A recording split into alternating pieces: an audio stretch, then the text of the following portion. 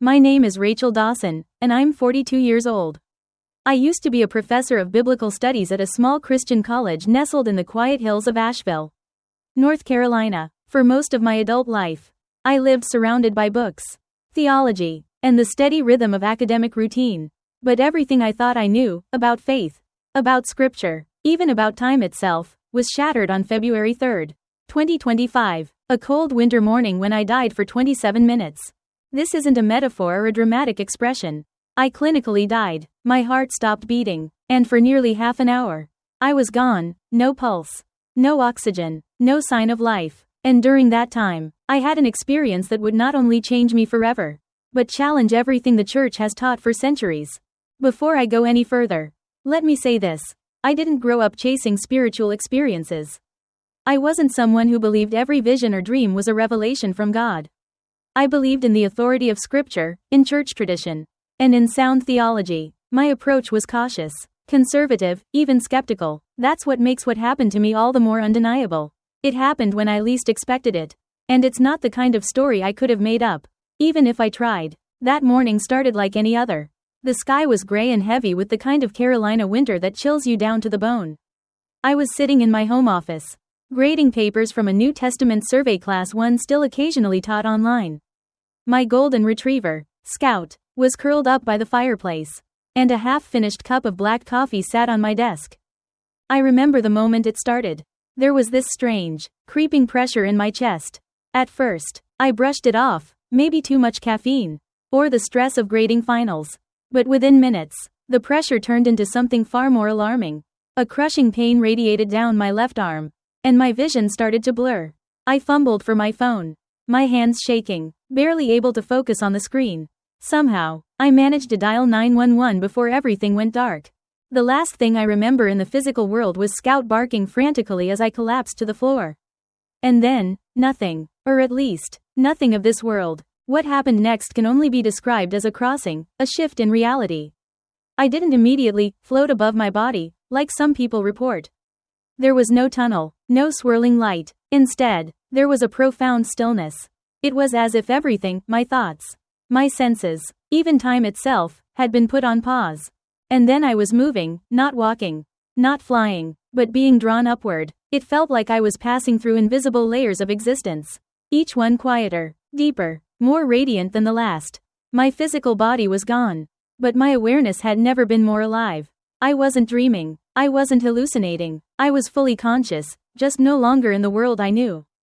I entered into what I can only describe as a realm of living light. It wasn't blinding, though it should have been. It didn't burn, though it shone brighter than the sun. In that light, I saw him. I didn't need to ask his name. I knew instantly. I was standing in the presence of Jesus Christ. He didn't look like the pictures I'd seen in Sunday school, or the stained glass windows I used to admire as a child. His appearance wasn't about features, it was about presence. He radiated majesty and mercy all at once, like the very essence of truth wrapped in unshakable love. And somehow, in that place, I felt completely exposed, every thought I'd ever had laid bare, and yet completely safe. "Rachel," he said, calling me by name, "you have studied my word faithfully. But there are truths you haven't yet understood, truths that were hidden. Truths that must now be revealed." I stood speechless, overcome by the weight of his voice, not loud, not forceful, but absolute. He raised his hand, and before us appeared what looked like scrolls made of light, suspended in the air, glowing with a kind of energy I can't describe. He gestured toward one in particular, and as it unrolled, I immediately recognized the title, though I had never seen it in this form before. The Book of Jubilees. Then Jesus said something that would begin to unravel everything I thought I knew. This book holds keys to understanding sacred time, divine law, and the cosmic order I created. But it was removed from the Bible, not because it was false, but because it revealed too much. Today, I will show you why it was hidden, and why now it must be told. That was the beginning of the revelation. That was the moment I realized this wasn't just a personal experience, it was a commission. What I was about to be shown wasn't meant just for me. It was a message for the church, for believers, and for anyone with ears to hear in these final days. And that's why I'm telling you this now. Because what Jesus showed me during those 27 minutes changes everything. The scroll Jesus unrolled shimmered with golden letters, letters I somehow understood, even though they weren't in English. Greek, or Hebrew. They spoke to my spirit in a way that bypassed language. It was as if I was being downloaded with understanding, not just words. I had read about the Book of Jubilees before, buried deep in the footnotes of my biblical studies, dismissed by most theologians as apocryphal or irrelevant. Some even labeled it dangerous. I never thought much of it, until now. Here it was, glowing in Jesus' hands, radiating with the unmistakable weight of truth. Rachel, Jesus said, his voice both firm and tender. The Book of Jubilees was never meant to be hidden. It was removed by those who feared its message, not because it was untrue, but because it revealed too much about how I designed time, and how humanity broke away from it. I felt his words sink deep into me, like seeds pressing into soil. You've lived according to the world's version of time, he continued, but in the beginning, I created time with divine purpose. Time wasn't just a measurement, it was a rhythm, a reflection of heaven, and it was revealed fully in the calendar I gave. With a wave of his hand, the luminous scroll began to display a structure, a kind of calendar I had never seen so clearly before. It was made up of 364 days, exactly 52 weeks. 4 seasons of 13 weeks each. Every year started on the same day. Every Sabbath, every festival, every holy day landed exactly where it was meant to. Year after year, without drift. This, Jesus said, was my original design. A calendar of perfect order, aligning earth with heaven. But it was abandoned. The scroll shifted, showing images, tribes of people watching the moon, adjusting dates, slipping days forward and back to match its cycle. I saw the confusion, the distortion, the arguments about when the Sabbath truly fell. Then I saw something even more disturbing, spiritual disorder, born from disobedience. What replaced my calendar, Jesus said, was the lunar calendar, adopted from the surrounding cultures. It seemed practical, but it was never divine. It caused the appointed times to drift, the holy days to fall out of sync, and the hearts of my people to grow confused. I suddenly remembered the verse I had once read in Jubilees, long forgotten in a stack of dusty academic references. There will be those who will surely make observations of the moon, but they will disturb the seasons and make an abominable day, the day of testimony. I felt a chill run through me. This isn't about legalism, Jesus explained. It's about alignment. When time is misaligned, the soul becomes misaligned. My people don't even realize they're living out of rhythm with me. Then he pointed to the scroll again.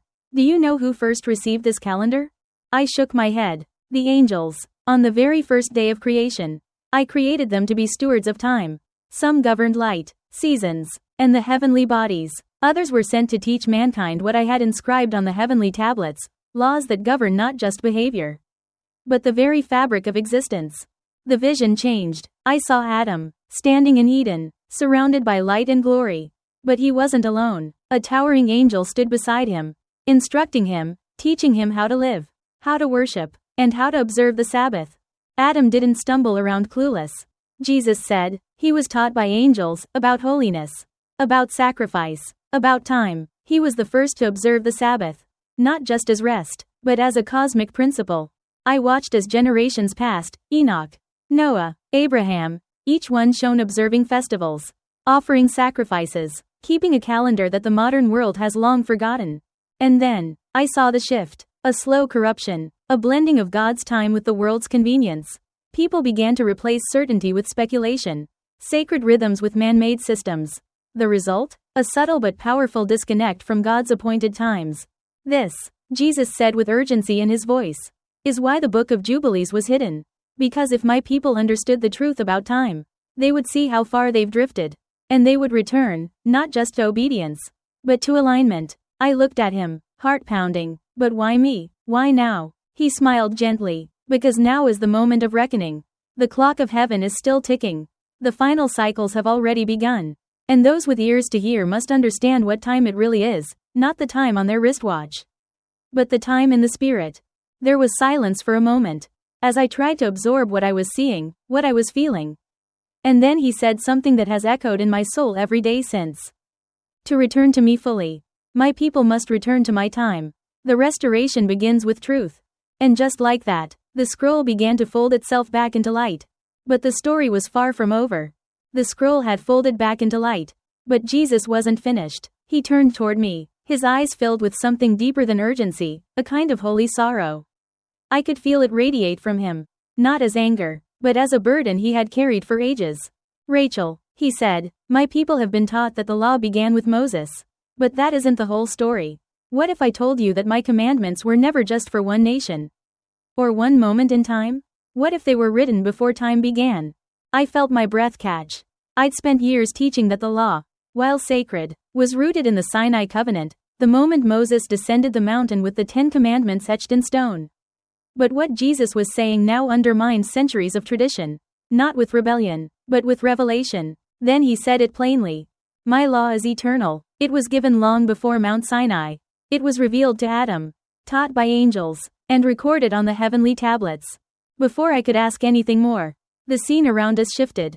The light dimmed slightly, and a garden came into view, not metaphorical or symbolic, but real. I knew immediately, this was Eden. I saw Adam standing tall, clothed in light, not yet burdened by shame. And beside him, glowing like flame without smoke, stood an angel. He was speaking, not audibly, but through a transfer of knowledge. Heart to heart, spirit to spirit. I understood then that Adam hadn't simply been told not to eat the fruit. He had been taught far more: how to worship, how to live, how to walk in sacred order. Jesus turned to me and said, "This angel is one of the watchers of the presence. They were assigned to teach the first humans the ways of holiness, purity, sacrifice, marriage, and Sabbath, not as burdens, but as pathways to remain in alignment with me." I watched as Eve joined Adam. Both of them engaged in what looked like worship, not ritualistic, but intimate. They were in tune with the rhythm of heaven, honoring a God they didn't fear, but knew. The angel showed them how to build an altar, how to offer praise, how to keep time not by the moon or stars, but by the calendar of heaven. I turned back to Jesus, overwhelmed. Why have we never been taught this? He answered softly, "Because humanity has treated my law like a contract with an expiration date." But it was never that. It was always a covenant, eternal in nature, given to unite heaven and earth. He showed me a glowing tablet, not stone, but something radiant and alive. Written on it were laws I recognized, but also others that had faded from memory, commandments about cleanliness, justice, charity, reverence, and timekeeping. These laws, he said, were recorded in heaven before earth was even formed. Moses didn't invent them. He received them, just as Adam, Noah, and Abraham had before him. The vision shifted again. I saw Noah building the ark, not just obeying a warning, but keeping the Sabbath, offering sacrifices, and instructing his family. I saw Abraham confronting idols in his father's home, not out of rebellion, but because he had been taught the truth by angels who appeared to him in dreams. He was already keeping sacred time, honoring the God of heaven long before Sinai ever happened. Most churches, Jesus said, treat these stories as isolated events. But they are not. They are chapters in a larger story, one of divine law, divine time, and a cosmic design that stretches beyond history. His voice grew stronger now. Rachel, the Book of Jubilees tells this story. It fills the gaps. It reveals that righteousness didn't begin with Moses, it was preserved through the patriarchs, carried by angels, and written on the tablets of heaven. I saw Enoch, taken up into heaven, learning mysteries too great for his generation.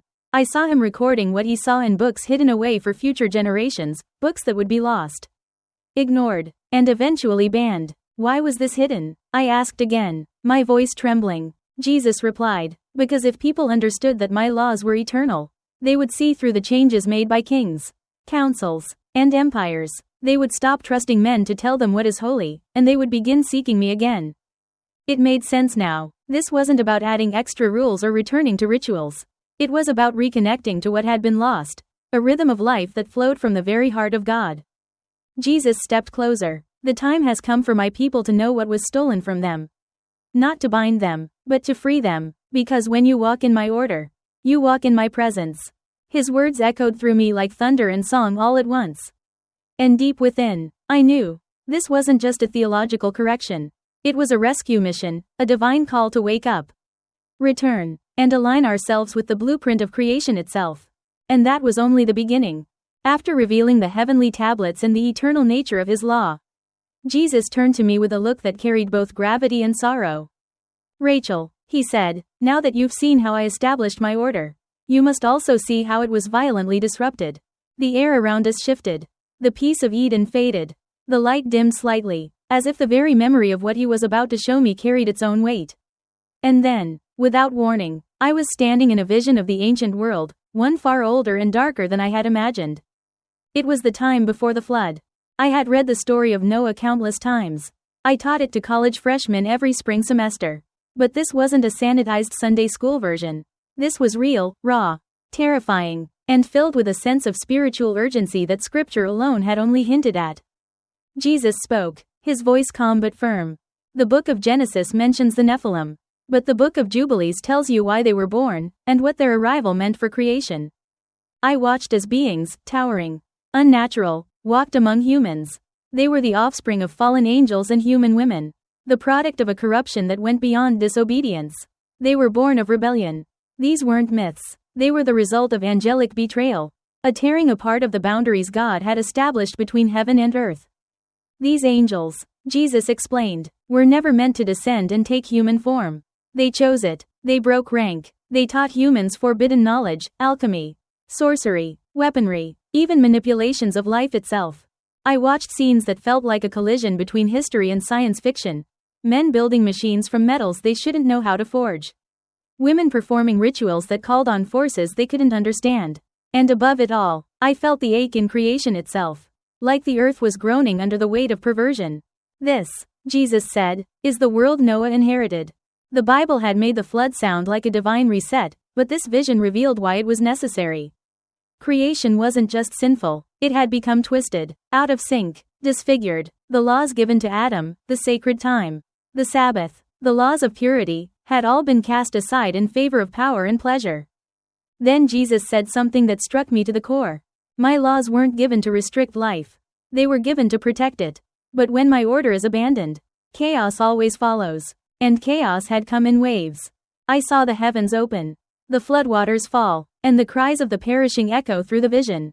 But even in judgment, there was mercy. I saw Noah, not just building the ark, but offering sacrifices, observing the Sabbath, and holding tightly to the sacred traditions passed down by his ancestors.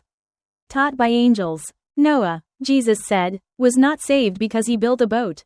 He was saved because he walked in my ways when the rest of the world did not. Then Jesus showed me something I had never read anywhere, something only the Book of Jubilees had preserved. After the flood, Noah received a new covenant, one that re-established God's laws for a renewed earth. He was instructed again in Sabbath observance, in clean and unclean offerings, in how to live in alignment with the divine pattern. The vision paused, and Jesus turned to me. Rachel, this is the war you were never told about. A war between my order and the forces that want to erase it. And it didn't end with the flood. It continues to this day, in spirit, in culture, even in how my people measure time. The weight of his words settled on me. I thought back to all the times I had taught scripture through the lens of history and language. But not spiritual warfare. I realized then that the Bible wasn't just a collection of moral lessons. It was the record of a cosmic struggle, a battle between light and darkness, order and chaos, heaven and rebellion. And at the center of that battle was something I had always taken for granted: truth. Then Jesus said something that would stay with me long after the vision faded. The enemy doesn't always destroy with swords. Sometimes, he erases truth, quietly, subtly, until my people are left with fragments. That's what happened with the Book of Jubilees. That's why it was banned. I felt the truth of that hit me like a wave. For centuries, the church had debated calendars, commandments, and cultural shifts. But behind it all was a deeper war, one aimed not just at doctrine, but at disconnecting humanity from the rhythm of heaven. I thought of our modern world, our chaotic schedules, our forgotten Sabbaths, our confusion over holy days, and I saw it for what it truly was: a dislocation of the soul. Then Jesus looked at me, his expression gentle but piercing. The truth must be restored, he said, and it begins with those willing to see what was hidden. Not for pride, not for power, but for realignment. And with that, the vision faded. I was once again standing in light, overwhelmed by what I had seen. The flood, the fallen ones, the broken rhythms of time. It was more than theology. It was reality. And I knew deep within, I hadn't been shown these things just to believe differently. I had been shown them so I could live differently, and help others do the same. The visions faded for a moment, leaving me standing again in the still, golden light. I was silent, stunned by what I had just seen. The fall of the Watchers, the spiritual corruption that led to the flood, and the divine laws given long before Moses. It had changed the way I saw the Bible entirely. But Jesus wasn't finished. He turned to me and said, Rachel, now you must see what was never taught about Abraham. The father of faith didn't begin his journey with blind obedience. He began it by rejecting a world filled with lies. As he spoke, the light around us shifted again, and I found myself standing in what looked like an ancient Mesopotamian city. The air was thick with incense, and the streets were lined with towering stone idols, grotesque, lifeless statues with jeweled eyes and offerings at their feet. People bowed before them, chanting in languages I couldn't understand, yet I could feel their emptiness. There was something deeply hollow about all of it. In the midst of the crowd, I saw a young man, calm, alert, and separate in spirit even though he walked among the worshippers. Jesus whispered, "That is Abram." Before I changed his name to Abraham, he was raised in a house of idols, surrounded by the false gods of Ur. But even then, he knew something wasn't right. The vision zoomed in, and I saw a moment that changed everything. Abraham stood before his father, Terah, pointing to one of the idols. "Father," he asked, "why do you worship something made with your own hands? It cannot speak, it cannot move, it cannot save." Terah was speechless, his face twisted with both confusion and anger. But Abraham didn't stop. He took a hammer, smashed the idols to pieces, and walked away from everything he had known, his family, his home, his religion, not out of rebellion, but out of conviction. He walked away from idolatry. Jesus said, because my voice was already stirring in his heart. Before I ever told him to leave his homeland, he had already left in spirit. I had never been taught this part of Abraham's story, not in Sunday school, not in seminary, not even in my years of teaching. Yet here it was, alive before me, not legend, not metaphor, truth. Jesus continued, "The Book of Jubilees tells you what Genesis only hints at. Abraham followed my commandments long before the tablets at Sinai. He kept the Sabbath. He built altars. He offered sacrifices not to idols, but to me. And he did all this because he received instruction, not from men, but from angels." Again, the vision shifted. I saw Abraham camping under the stars. There was no temple, no Torah, no priesthood, just a man, his family, and the quiet voice of heaven speaking to him in the night. And yet he was living in a holiness that mirrored everything Moses would later write down. "This is the part they didn't teach you," Jesus said. Abraham wasn't just chosen because of blind faith. He was chosen because he aligned himself with my order, even when the rest of the world didn't. Then he added something I'll never forget. Righteousness didn't begin with Moses. It was remembered through Abraham. It was passed down through the angels, carried by the faithful, and preserved in books like Jubilees, until they were hidden. I watched as Abraham taught his son Isaac the same laws. I saw him explain the Sabbath, instruct him on purity, and speak of a day when all nations would know the God of heaven. There was no lawless freedom here, no vague spirituality. There was structure, purpose, obedience born from love. And yet, back in my world, none of this had been emphasized. Abraham had been reduced to a symbol of simple belief, a man who packed up and left when God told him to go. But what I was seeing now revealed something far deeper. He knew exactly who he was following, and he had known him long before Sinai. Jesus turned to me again. The faith of Abraham was never divorced from my law. It was built on it. He trusted me, but he also walked in my ways. And that is the pattern for my people today. The implication was stunning. In modern Christianity, we often separate faith from obedience, as if the two are in conflict. But in Abraham, they were united. He believed, and so he obeyed, not because of legalism, but because he understood the design. This, Jesus said, is why Jubilees had to be hidden. Because it shows that my law is not just Jewish. It is cosmic, built into the fabric of creation. And Abraham knew it, followed it, and passed it on. I felt a deep sorrow rise within me, not from regret, but from recognition. How many times had I read the story of Abraham without seeing the fullness of it? How many sermons had I preached that stopped at the call, but missed the covenant? Jesus placed his hand on my shoulder and said, "You are not the first to forget. But now, you must help others remember." The vision faded, and I was once again surrounded by light. And I knew, just like Abraham, my life could never go back to the way it was.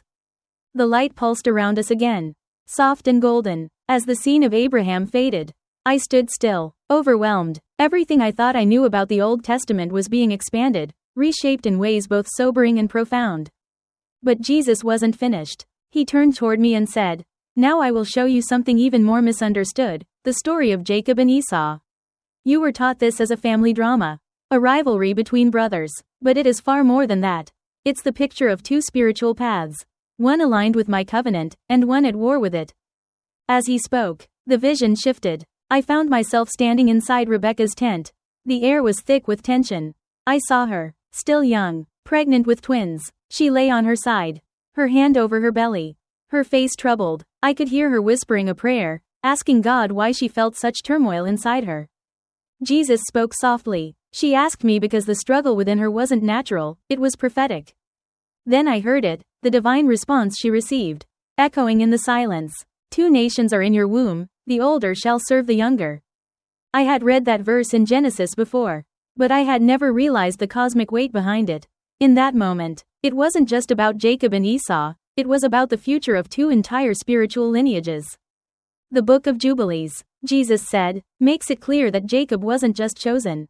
He was prepared. From the beginning, he was called to carry the covenant, just as Abraham had. And Esau, he chose a different path. I saw the boys grow. Jacob was quiet, thoughtful, drawn to his mother and the things of God. He studied the traditions passed down from Abraham and Isaac, Sabbaths, purity laws, offerings. He watched, learned, and aligned himself with heaven's rhythm. Esau, on the other hand, was restless, wild. He craved the hunt, the thrill of the moment. His heart was rooted in the earth, not in eternity. And though he was the firstborn by mere seconds, he despised the birthright he was given. Then Jesus said something that pierced me. What Esau gave up for a bowl of stew, many today are trading for comfort, convenience, and temporary satisfaction. I stood frozen, heart racing. I'd always seen Esau's decision as foolish, but now I saw it for what it truly was, a spiritual rebellion. Not just a personal mistake, but a rejection of God's order. The vision continued. I saw Isaac, blind and old, preparing to bless his sons. I saw Jacob, dressed in goat skins, trembling under his mother's instruction. And I saw Esau returning. Too late, but this time, the scene expanded beyond the tent. Behind it, unseen in the natural world, I saw angelic forces, light surrounding Jacob, while darker shadows loomed behind Esau. Jesus said, this moment wasn't about deception. It was about destiny. Jacob received the blessing because it was always meant for him. Esau had already rejected it in his heart. Then the vision changed again. I saw Jacob fleeing into the wilderness. And there, angels met him, ascending and descending a staircase that reached into heaven. Jesus turned to me and said, this is the moment I reaffirmed the covenant with him. Not just with words, but with laws, times, and sacred rhythms. Just as Abraham received instruction, so did Jacob. And then, as if written across the sky, I saw these words. Jacob was the custodian of heaven's law. He passed it to his sons, not from culture, but from covenant. 12 sons, 12 tribes, each one born in perfect sequence, aligned with sacred time. Jubilees said their births were written on the heavenly tablets, part of a divine pattern meant to shape the nation of Israel. But Esau's story didn't fade away. I saw him again, older, hardened. I saw his descendants rise, forming nations that would later oppose Israel at every turn. The Edomites, the Amalekites, enemies not just of people, but of purpose. Esau's line, Jesus said, became a symbol of rebellion, those who war against my chosen, who twist truth, who resist my covenant. And suddenly, I saw how this pattern repeated through history. 2 paths, 2 spiritual bloodlines, one that seeks alignment with God's law, and one that resists it at every turn. It was Cain and Abel. It was Isaac and Ishmael. It was Jacob and Esau. And it is still happening today. Even now, Jesus said, the spirit of Esau is at work, disguised in modern values, prideful independence, and the rejection of divine boundaries. And the spirit of Jacob still exists, in those who will quietly, faithfully walk in my order, even when the world mocks them. I felt the weight of that truth. It wasn't about being born into a particular lineage, it was about which path you chose. And that choice wasn't abstract. It was lived out daily, in obedience, in timing, in honoring what God had declared holy. Jesus looked at me, and his voice became steady and strong. Rachel, you must show people that they are living out one of these 2 legacies, either the line of Jacob or the line of Esau. There is no neutral ground. And the time for choosing is now. The vision faded once again. I stood in the light, heart full, head spinning. Jacob's story wasn't just about favoritism or family. It was about carrying a divine mandate, one that had been passed down from heaven itself. A pattern of life, obedience, and timekeeping rooted not in culture, but in creation. And I knew then that this journey Jesus was taking me on wasn't just about recovering forgotten books or exposing hidden history. It was about calling us, back to our spiritual inheritance. Because the battle between Jacob and Esau was never just about them. It's about us. As the vision of Jacob and Esau faded into the light, I stood quietly, still absorbing everything Jesus had shown me. The story I had always seen as a sibling rivalry had revealed itself to be something far more profound, a divine conflict between obedience and rebellion. Alignment and resistance. But before I could ask anything more, Jesus spoke again. His tone shifted, calmer, more reverent, as if what he was about to reveal carried a different kind of sacred weight. Rachel, he said, you've seen how the covenant passed from Abraham to Isaac, then to Jacob. Now, you must see how it began to shape the nation that would carry my name. And to do that, you must understand the roles of Levi and Judah, two brothers. Two destinies, both woven into my eternal plan. The vision opened once more, and I saw Jacob at the end of his life. He was lying on a mat, his eyes dim with age, surrounded by his sons, 12 of them, each representing a tribe, a future, a path. But among the 12, 2 stood out: Judah, Levi. One would lead as king, the other as priest. Many believe the priesthood began with Moses. Jesus said, but it didn't. It began with Levi, long before Mount Sinai, and it was written on the heavenly tablets before Levi was even born. I watched as Levi stepped forward to receive his father's blessing. Light surrounded him, not because of status, but because of his calling. Jesus explained that Levi had been set apart by God, not by merit alone, but by divine design. Jubilees reveals that Levi's priesthood was not simply ceremonial, it was cosmic in origin. The priesthood, Jesus said, was never an afterthought, it was established in heaven. Levi was chosen to be a spiritual leader, a guardian of my law, and a keeper of sacred time. The vision shifted again. I saw Levi's descendants, priests in linen garments, offering sacrifices, preserving the Sabbath, teaching the people. They weren't just performing rituals. They were acting as bridges between heaven and earth, helping the people remain aligned with God's order. Then Jesus showed me something even deeper. In the Book of Jubilees, Levi's priesthood isn't just about tabernacles and altars. It's about maintaining the divine rhythm, ensuring that time, offerings, and holy days all remain synchronized with what was written in the heavenly records. The Levitical line, he said, was entrusted with more than duty. They were entrusted with time itself, to make sure my people remained in step with the rhythm of creation. As he spoke, I saw how serious that responsibility was. Every misstep in timing, every missed Sabbath or altered festival, wasn't just a calendar error. It was a spiritual disruption, a ripple that moved through the people, eventually pulling them away from divine alignment. And yet, Jesus said, even the priesthood would one day falter. And so, another line had to rise, one that would carry the authority to rule, to fight, and to fulfill prophecy. That line came through Judah. The vision turned again. I saw Jacob placing his hand on Judah's head. His voice echoed with power as he declared Judah a lion, a leader among brothers, a ruler whose scepter would not depart. This blessing wasn't just poetic. It was prophetic. Judah, Jesus said, was chosen to carry the line of kings. And through him, I would come in the flesh. I suddenly understood, Levi and Judah weren't competing for power. They were complementing one another. One served the altar, the other carried the crown. One preserved holiness, the other defended truth. Together, they formed a divine structure that mirrored both my justice and my mercy. Then Jesus added something that took my breath away. My priesthood is eternal, and my kingship is everlasting. I am the fulfillment of both. It clicked. Jesus was both the high priest and the Lion of Judah, the embodiment of the roles that Levi and Judah were called to carry. He didn't just fulfill prophecy. He became the very structure that had been written in heaven from the beginning. But Jesus wasn't finished. He showed me Reuben, the firstborn son, who, by tradition, should have inherited leadership. But Reuben had defiled his father's bed. He violated not just trust, but a sacred boundary. And because of that, his birthright was split. Reuben forfeited what was destined to be his. Jesus said, and so the leadership passed to Judah, and the priesthood to Levi. It was a realignment, not of favoritism, but of spiritual order. I saw then that God's design was never random. Even human failure was woven into a larger tapestry. God was always preserving his plan, through blessings, through consequences, through decisions made in tents and visions written on tablets of light. Rachel, Jesus said, this is what Jubilees reveals, what tradition has buried. My people were never meant to wander without a pattern. Levi and Judah were never just figures of history. They were prototypes of what I came to fulfill. He paused, then looked directly into my eyes. And now, my people are being called back, not just to faith, but to structure, to holy time, to sacred calling, to the blueprint that still exists. The light settled around us.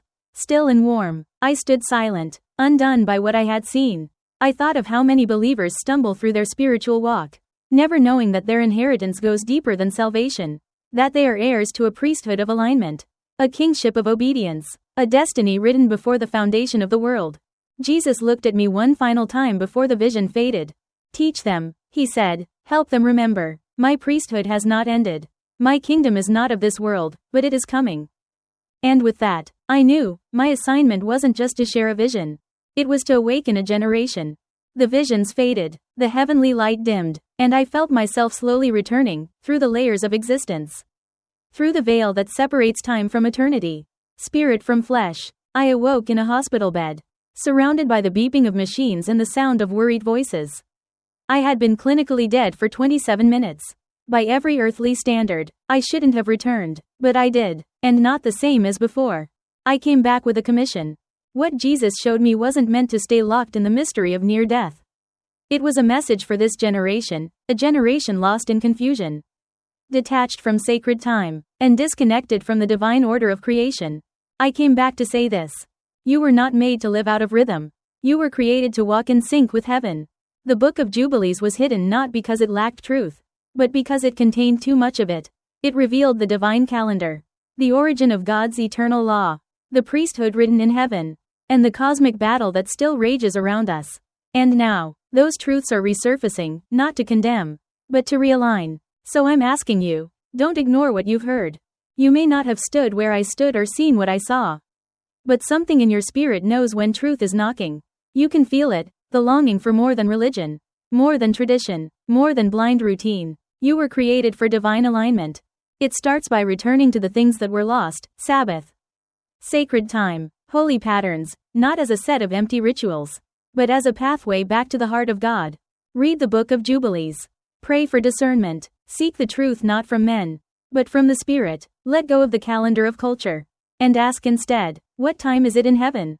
Because we are not just running out of hours. We are running out of cycles. The countdown has begun, not to the end of the world, but to the restoration of all things. And those who hear this call are being invited to prepare, not with fear, but with obedience, not with panic, but with purpose. The war between Jacob and Esau still rages. The priesthood of Levi is still sacred. The kingdom of Judah still awaits its king. And the Lamb who is both priest and king, he is returning. So I say this with love and urgency. Wake up. Return. Realign. Because now you know what was hidden. And once you know the truth, you can never live the same. Rachel Dawson. You weren't just meant to believe. You were meant to align. Open book. Read the Book of Jubilees. Dove return to God's divine rhythm. Spiral calendar reclaim sacred time. Fire live like heaven is watching, because it is. Don't just survive these final days. Prepare, repent, realign. Bell. Subscribe to this channel for more truth they tried to hide. Speech balloon. Comment below. Have you ever felt time was off? Send mail. Share this message with someone who needs to wake up. The truth was hidden. Now it's in your hands. What will you do with it?